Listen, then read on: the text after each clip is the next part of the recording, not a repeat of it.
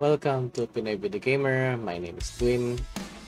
We'll be talking about E3 2021.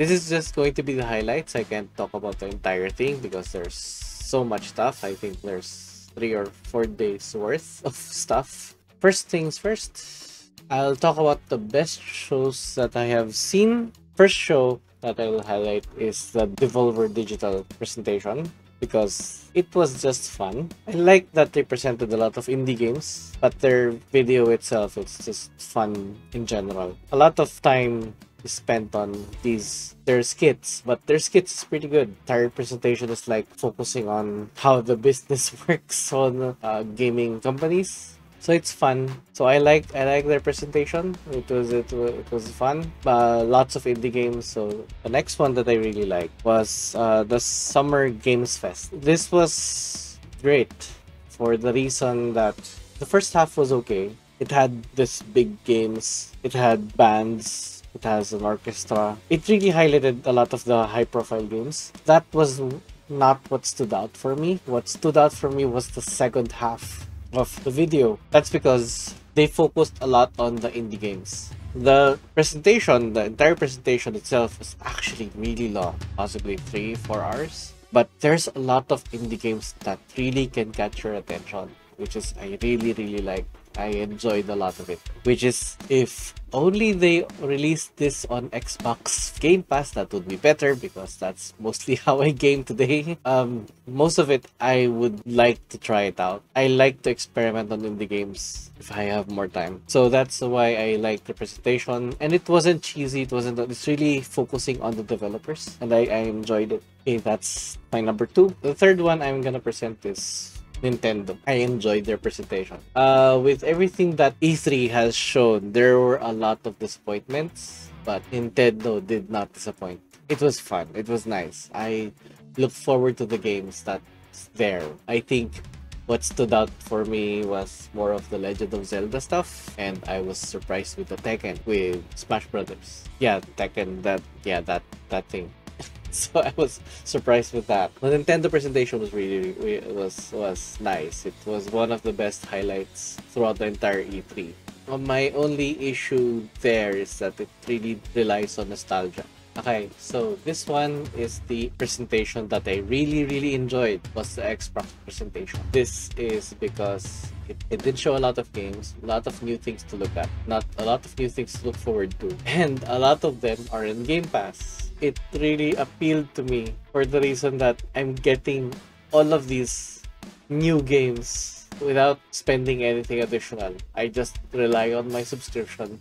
I should be fine. I should be able to play most of the games that were presented here. So I'm happy with that. So this got me more excited than anything else because I don't have to spend anything new. So I might be a bit biased on why I like the Xbox presentation more than anything else. Okay, for the next one, we'll be talking about my disappointments in presentation on E3 because this was not a fun E3 overall. There was a lot of moments that I really didn't like. It was hard to watch. It felt like I was forcing myself to watch the entire presentation. Okay, so let's start with was a PC gaming show. This is from PC Gamer. I find the games interesting. The problem was the presentation itself. They made an entire skit out of MechWarrior 5. I like MechWarrior 5. I enjoy MechWarrior 5. I'm playing it now. But to see it as a comedy skit and with actors trying to exaggerate their actions, it was not appealing to me. Actually, it was close to cringeworthy to me. There's a lot of things that I like that they wanted to do, but the skit that they did was not their highlight. It was really at the bottom of it was really that bad. So I was really struggling watching it because when I was watching it, I was to the point I was ashamed of watching it. So yeah, I was it was one of my disappointments in the show. Okay, so next one. My next disappointment was Capcom. Having a short presentation is fine. I think Nintendo didn't have a long presentation themselves, but they focused on games. This one, they focused on just a few games, like Resident Evil Village. They talked about Ace Attorney Chronicles, which is pretty good. And after that, I can't remember anything else except for the esports. And that was pretty much it. You know, the only thing new there was Ace Attorney Chronicles, and it's not even a new game, it's a new port of a game that was exclusive in Japan. So that's why it was disappointing, because you were only looking at just one thing and everything else was, what the heck is this? Okay, now for the worst one. Okay, so the worst presentation that I've seen during the E3 was Bandai Namco. It was extremely disappointing for the reason that the entire time that I was waiting for it, it only showed one game. I thought Capcom was bad. This was worse because they had, I know Bandai Namco has a lot of games. They have tons that are shown in other presentations, but what they showed on the Bandai Namco presentation was already shown on other presentations. The only thing new here was this developer interview and nothing else. It's just only House of Ashes. Okay, so that's my disappointments in E3 presentations. Okay, so the next thing I'll be talking about is the Intellivision Amico. This is separate from all the things that I'll be talking about. It's my worry with Amico is it's trying to be like the Nintendo Switch, in where it's trying to be multiplayer, fun, family thing. The price is like $260. And the thing that my problem with the Amico is just add a little more and you'll get yourself a brand new Switch. So for me, it's kind of hard to justify its position as a alternative console, because I think that's what they're trying to push as the alternative console. The thing is, right now, that is the position of Nintendo. It is the alternative console, because even if you have an Xbox, or even if you have a PlayStation 5, even if you have a PC, there's still a high likelihood that person would own a Switch because it's easy to use. It immediately has two controllers, so it's it's already has this fun feature. In comparison to this, the Amico still has a lot to prove. The only thing that's holding it together, I suppose, is it does have an interesting controller, and I think there's a phone app that you can use for as an alternative controller. I know this was supposed to be released last year, so maybe it's been distributed already, I don't know, or maybe it's already already being sold, I'm not so sure. But it's so low profile that I don't think it's gonna sell here in the Philippines. I don't have any news if it's selling here in the Philippines, or if it's gonna be selling. And for the price point that they're asking, just a little more and people can already buy a Switch. So the thing about the Amico, it has the brand Intellivision. It has a lot of classic games. I have no problem with classic games. It's nice and all. The thing is, you can find all of this, or you can find a lot of the games that are also fun in the Switch. So it really has a lot to prove. I really want to see them succeed, and I hope they do. Okay, so now we'll start with the games. Okay, so we'll be talking about the games now. So this is one of them. I'll start off with the games that I was disappointed with. Not because it would be different reasons why. Okay, first things that I'm gonna talk about is Rainbow Six Extraction. I find it interesting that it still has this Rainbow Six feel tactical mission. My problem with it is it went on full sci-fi. I'm not so sure if this is what Tom Clancy wanted for the series, because I know Tom Clancy focused on realism as much as possible. He wanted everything to be real. Even the threat, he wanted it to be real. It was so grounded into reality that it's possible that the threat is really, really there. Even in the equipment, even in the tools that they use. I remember they had to always ask Tom Clancy what he wants to happen, or if it's possible that they can use this or that.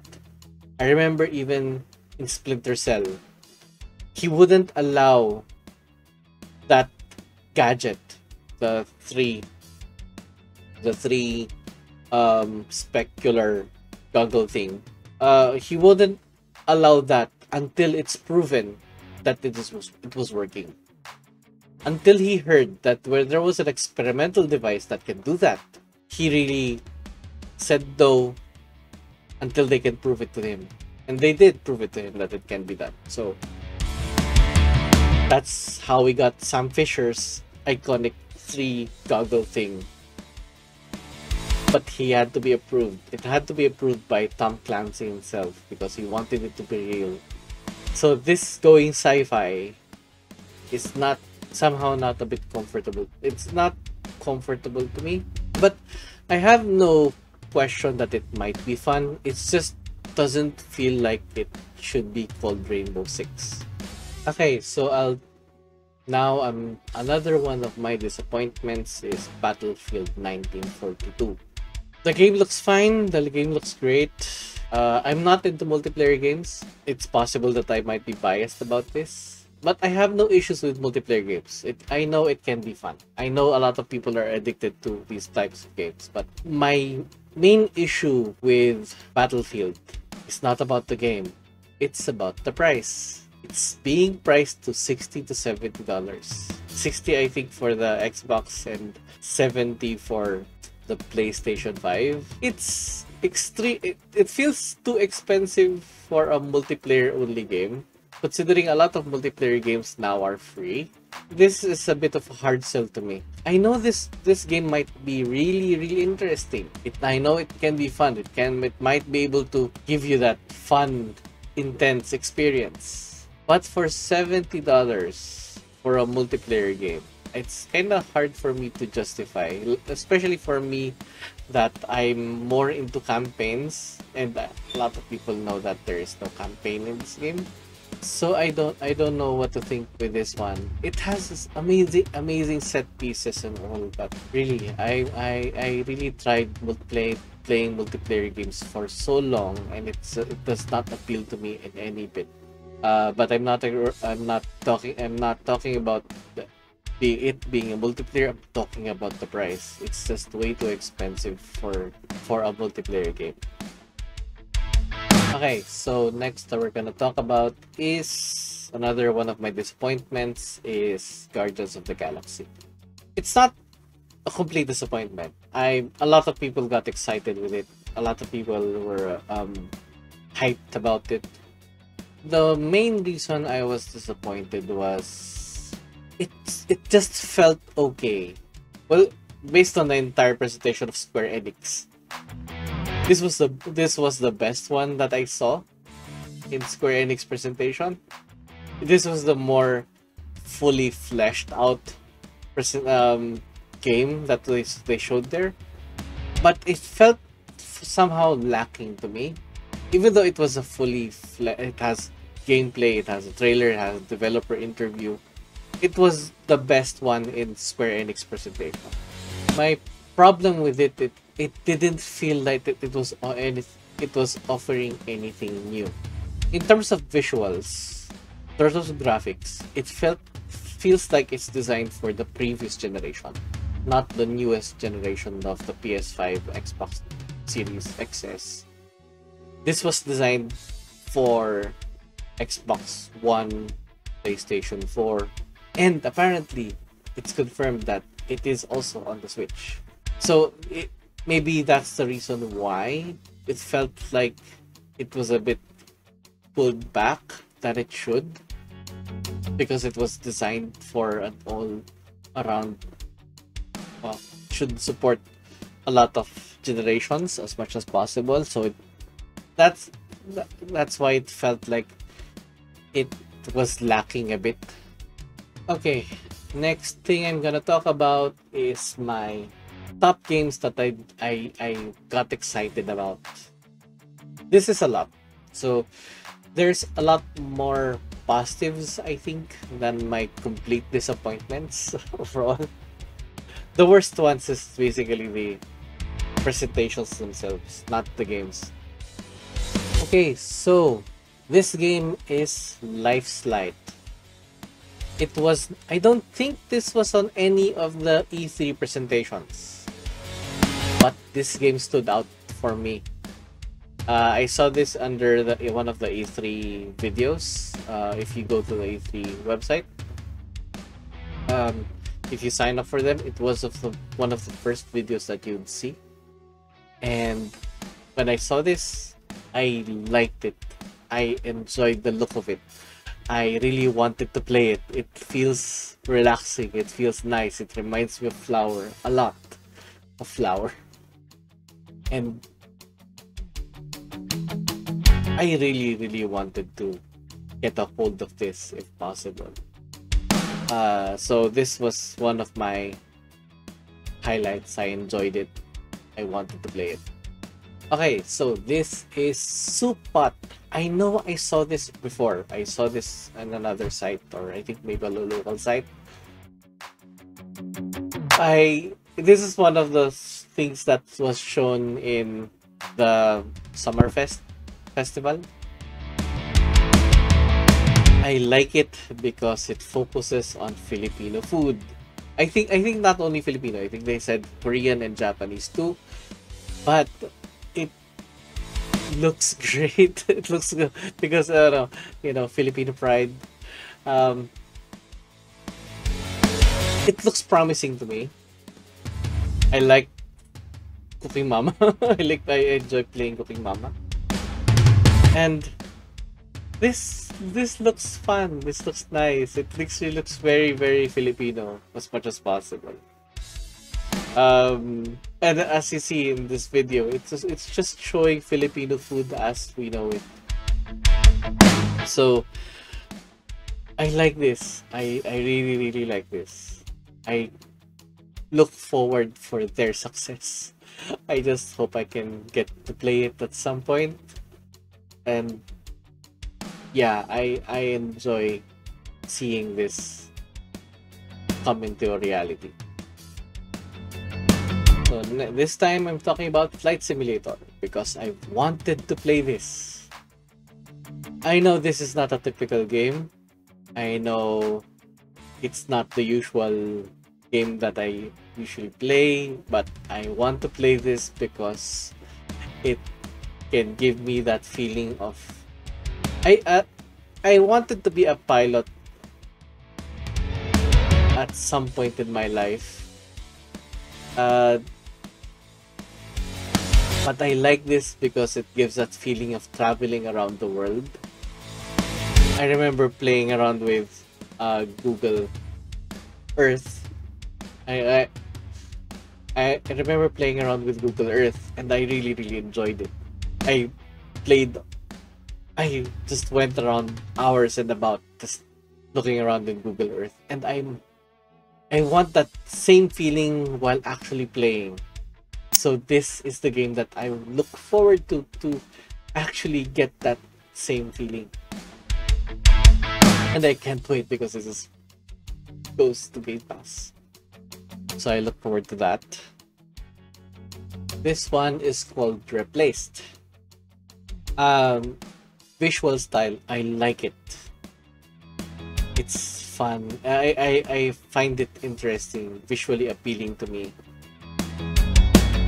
Even though this looks unique, it's not a unique look because it was done before. If you're familiar with the game The Last Night had the same visual style. Exactly the same style. The problem with The Last Night, it didn't get out. It was not released. So this is not the visual style of this game is not new, but there's a possibility that this might come out sooner than the last night. This one is more action focused, while the last night I think is more adventure type. I look forward for this. This game really excites me because it looks fun. It looks interesting. It reminds me of the old classic games, but with more realistic effects somehow. Okay, so this is the Ascent. I'm excited about it because I only have to wait a month, I think, for this game. I really want to play this game. It reminds me a bit of Diablo, but at the same time, it looks a lot RPG than Diablo was. So this is exciting to me.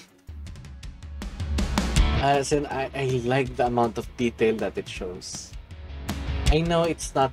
I think it's not. It's not a PS. It's not an Xbox Series exclusive. I think it might go to Xbox One. But it still looks amazing. The atmosphere, the feel, it looks great. I really want to try this. I really want to play it. The visual style excites me, and it's on Game Pass. So I'm looking forward to how this plays. Anyway, it looks amazing to me. So this time we're talking about Forza Horizon 5. So what appealed to me because I enjoyed playing Forza Horizon 4. I've wanted to play Forza Horizon for a long period of time. So when I got to play it on Forza Horizon 4, I was really happy with it. It was the best driving game that I've played. And because of that, I look forward for this one. I'm excited for this one because I want that visual fidelity. I want because the previous game, the Forza Horizon 4, for me it was a almost perfect game. I had more fun with any other driving game that I've played. So I am excited for this one. Then add that visual style of it. I'm fine with the 30 frames per second. I didn't really much care if it was 60. If they can make it look smooth enough, I'm fine with the 30 frames per second. And from what I understand, this presentation itself is actually 30 frames per second. So if they can maintain that look, I'm fine. I'm good with that more realistic feel to it. I'm really downright impressed. With all the games I think that came out in the entire E3, this one is my favorite of all. But we'll talk more about the other games. This is Outer Worlds 2. But it's only a title reveal. I had fun with the video because it admits that it has nothing. It has nothing to show. It only has a title. And that's why it was fun. Because watching all of this, and the narrator keeps saying that there is nothing.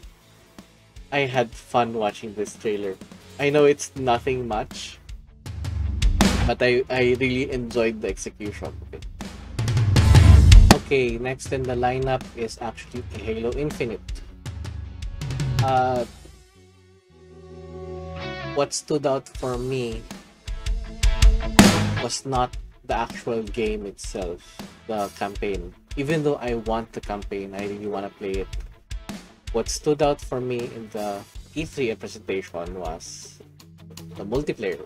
I know I said that I'm not a fan of multiplayer, but what they did here is offer the Halo Infinite multiplayer for free.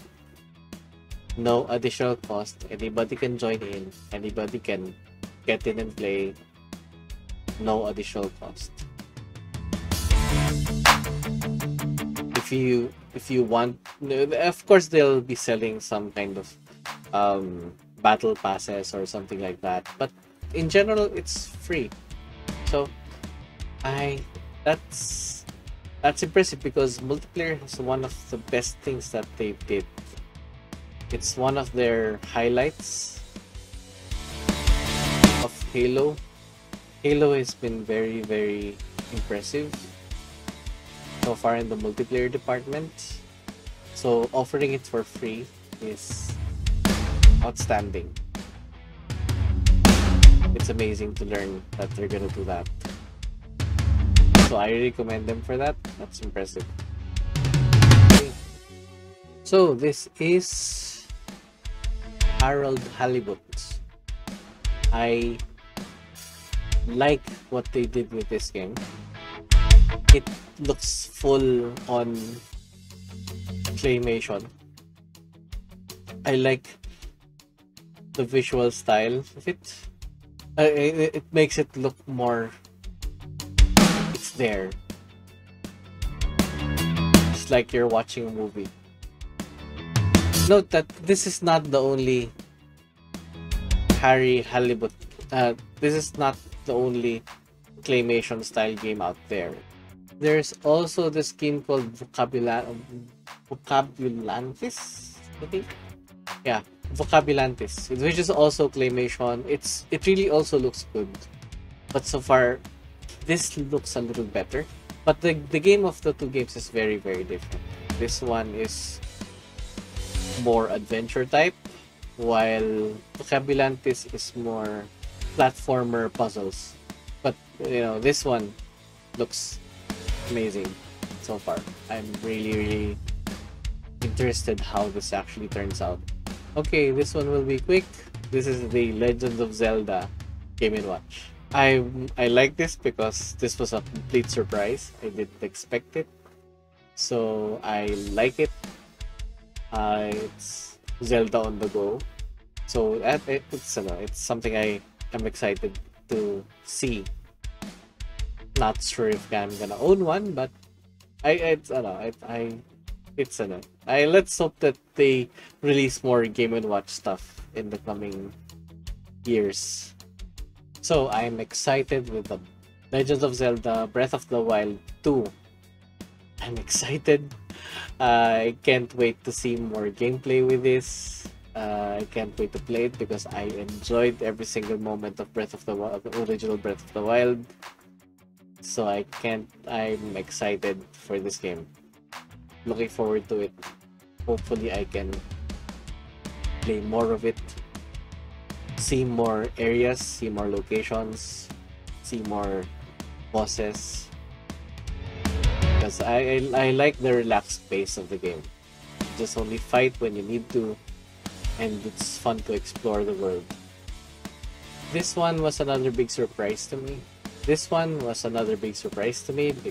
it's Metal Slug. It has that same visual feel of Metal Slug, but it's a tactical game. It's a strategy game. I'm terrible at strategy games, but still, I got excited when I saw this. Hopefully I can play it someday, but I'm not so sure if I can finish it. But this is great. I like it. I was enjoying seeing this. Okay, so this is Project Lana. This really stood out for me because of the visual style, and also it reminds me of Inside, and it looks like a living painting. So I'm impressed with it. Looking at it, it looks great. Looks visually amazing, and I look forward to it. Okay, so the last one I'm highlighting now is Age of Empires 4. I really enjoyed the old Age of Empires games. And this one, I'm looking forward again. And again, this is part of Game Pass, so I'm excited to play this at some point. And this is PC only. It's not on the Xbox. So, this is something I also look forward to, but I worry if I can still get it to run. My PC is not really the best gaming setup. That's why I got the Xbox in the first place. So hopefully I can get to play this. Hopefully my computer can run it. But yeah, I look forward to this. I can't wait. I'm excited. So there are a lot of other games that I have not talked about. But there are a lot of good games. But I'll run through this as quick as I can. It's not I listed a lot of it, but I only selected a few, so I can just run really quick about it. Somerville. I like the idea of Somerville because it looks like another game that really reminds you of Inside or Planet Lana. But the thing is, this is about a family who's trying to get through some kind of disaster or something. I'm not so sure, but it looks amazing. Next is 12 minutes. I like the theme. I like that you're like in a Groundhog Day situation where everything keeps repeating in 12 minutes. And you just have to survive this particular situation, how to get through it. How to get through that 12 minutes. Yeah, so the Citizen Sleeper. I found it interesting because it seems like a management game, but at the same time it has dice rolling, so it reminds you of a board game. At the same time, you have to figure out what's the best dice roll that you've used to manage your city or something like that. And I like it. Trek to Yumi is people. I think Trek to Yumi is like Ghost of Tsushima side scroller. Toem, I like it for the reason that it's about photography.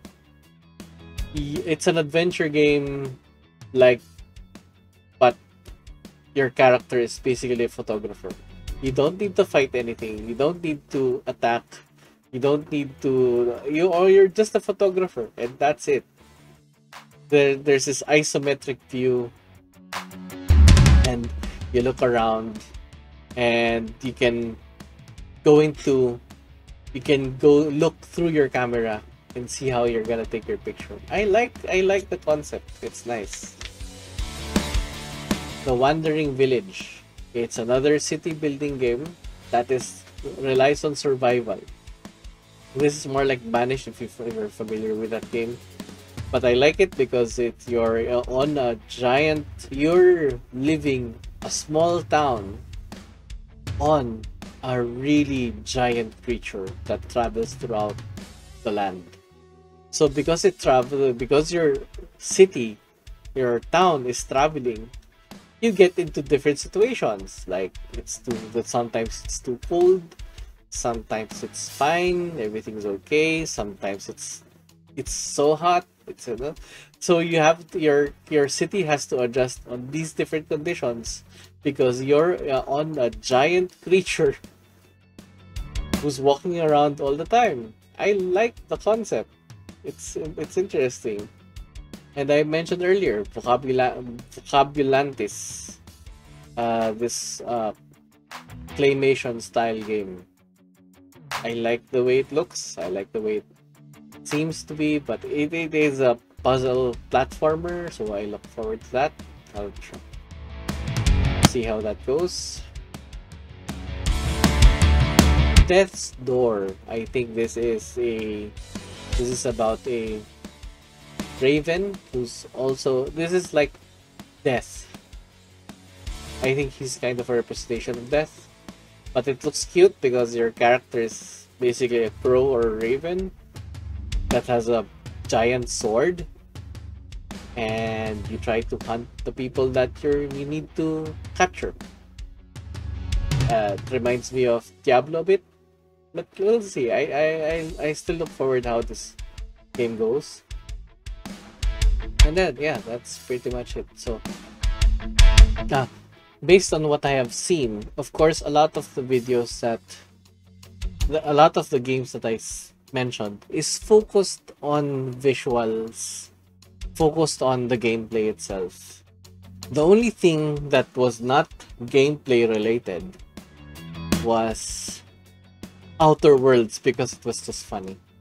But everything else that I've shown, that I mentioned, already has gameplay shown. That's why I was excited with them. I usually not impressed with just video. I remember when Battlefield 1942 first showed with the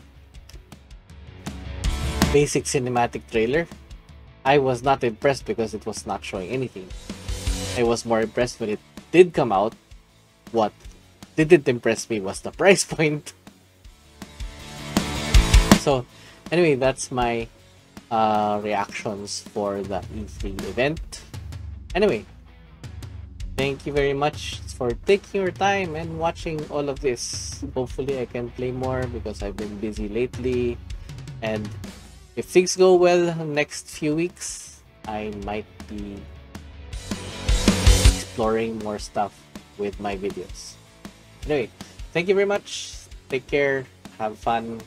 If you enjoy these videos, give it a like. If you like what I do, subscribe. And if you like comics and movies, you can go to Geekosity. You can check out articles there, and sometimes I put game reviews. Check it out. Bye bye. Thank you very much.